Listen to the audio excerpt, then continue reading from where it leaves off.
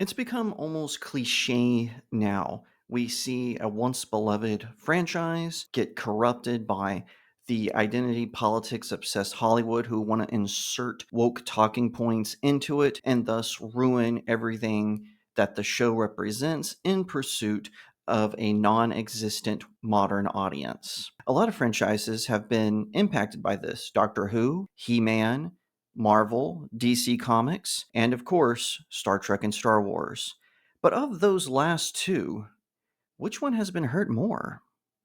'Cause I've been living life right like I could just die any minute. Going for a ride down the side. Hi everyone, my name is Jacob Berry. Welcome to the StudioJake vidcast where I talk about all things pop culture. Be sure to like, share, subscribe, and if you're watching on YouTube, ring that little bell so you get notifications when I post a new vidcast and consider becoming a channel member. I have talked a lot about how identity politics and wokeness has disrupted Star Trek and Star Wars in some of the most horrendous ways possible.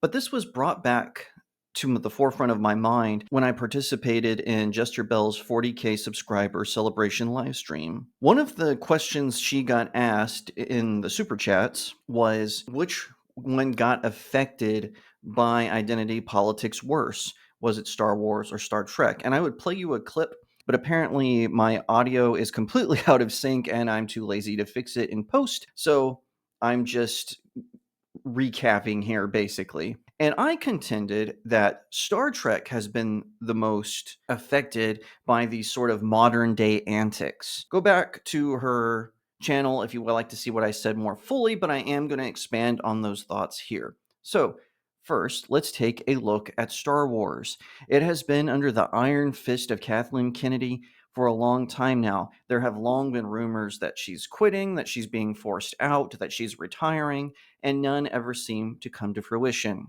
In fact, Puck News ran an article about her being kicked out, basically. It was picked up by mainstream news outlet, but then Kathleen Kennedy sort of struck back and said, no, it's not true. She's introduced all kinds of things that have ruined Star Wars. She took two of the greatest male heroes in science fiction, Han Solo and Luke Skywalker, and she completely upended them, made them seem pathetic, know nothings, do nothings, who are ultimately cowards and die in cowardly ways. They've introduced storylines and characters that sort of subvert your expectations of what you think Star Wars should be. Now let's look at Star Trek, which has its own KK in the form of Alex Kurtzman, and he has been just as bad as Kathleen Kennedy. He took a beloved sci-fi franchise that, yes, was liberal in some of its leanings and postures, but mostly everyone agreed, whether you were a conservative or a liberal, that Star Trek was beloved. It saw the potential in humanity, how a future where we had separated from our bigotry of one another and we could go into the stars and explore space, the final frontier. He has since reversed that and made it about how biases still exist within the Star Trek universe. He has retconned things like giving Spock a mental illness and a foster sister who just basically turns into Space Jesus by the end of the show she's in. He has tried to balance this out, but his balancings only tip the scale even further into the bad. So, which is more affected by identity politics and wokeness? In my humble opinion, and this is what I said during the live stream, I think it is Star Trek. Hence the shirt. That was the clue, right? I think Star Trek has been affected the most. It has gotten so bad that even critics are starting to notice. They would applaud Star Trek Discovery or Strange New Worlds or whatever was coming out, Lower Decks, no matter how bad or how terrible the retcons were to the Star Trek canon. They would ignore all those. But even the most recent movie, which I will probably force myself to watch at some point, Star Trek Section 31, not even they could ignore how terrible it is. It has gotten to the point where Star Trek celebrations and conventions and whatnot are dormant. They're dormant at the most, or at the very least, people are kind of engaging in nostalgia bait. They're wearing uniforms from Star Trek the original series, or Star Trek the Next Generation, or even Star Trek Deep Space Nine and Voyager. But they are actively avoiding wearing the Star Trek uniforms of Discovery or Strange New Worlds, which I know Strange New Worlds copies the original series in their uniforms, but still, they introduce new Starfleet uniforms that people are avoiding like the plague. And whenever a new project is announced, no one seems to flock around it. There's not any discourse about it. In fact, when Section 31's trailer dropped, no one seemed to care. Now, contrast this with Star Wars. Anytime there's a new announcement, there is a flurry of speculation about it still. And let's be honest, not everything that Star Wars has done under the Disney years has been terrible. Rogue One, it ranks up there with one of the best Star Wars films, in my humble opinion. The first two seasons of The Mandalorian, the first season of Andor, the first season of Visions, and The Skeleton Crew. I'm not finished with The Skeleton Crew, but I'm enjoying it so far.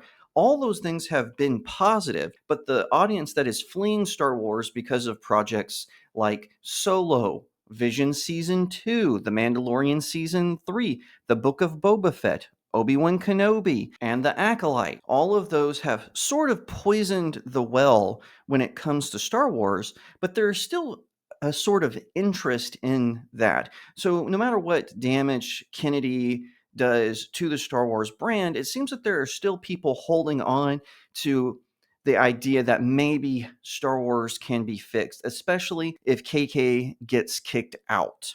However, Star Trek, it's not that way anymore. Even though they have done small good things, like I've heard Star Trek Prodigy is really good, I've not watched it. It seems like outside of that, no one really talks about it. No one does speculations about it. No one wonders when Alex Kurtzman is going to get kicked out, even though he should.